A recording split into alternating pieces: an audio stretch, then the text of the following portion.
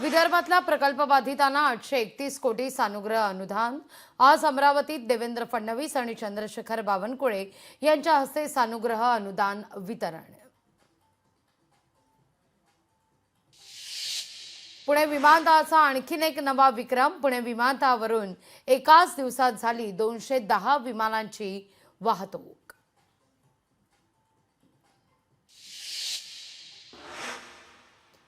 पीएमपीएलच्या रातराणी बस प्रवाशांचा उत्स्फूर्त प्रतिसाद। गेल्या 1 वर्षात रातराणी बस उपक्रमातून पीएमपीएलची 1 कोटींची कमाई। गिरीश पुणेंच्या निलंबनाविरोधात आज शक्तीपीठ विरोधकांचं आंदोलन। कोल्हापूरमध्ये मुकमोर्चा। शेतकऱ्यांसोबत शिक्षक, महिला आणि विद्यार्थी देखील उतरणार रस्त्यावर।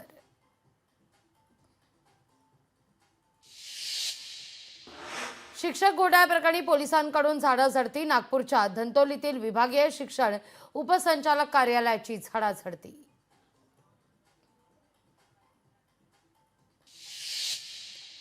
अखेर आज 14 वर्षांनंतर अमरावती विमानतळावरून विमानसेवेला होणार सुरुवात। मुख्यमंत्री, केंद्रीय वाहतूक मंत्री आणि दोनही उपमुख्यमंत्र्यांच्या उपस्थितीत होणार पहिलं उड्डाण।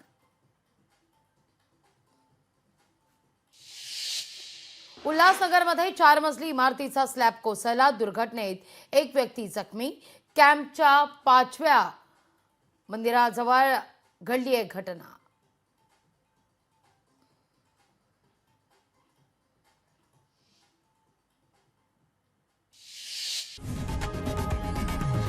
लोकशाही मराठी ऐका, पहा, जागरूक रहा।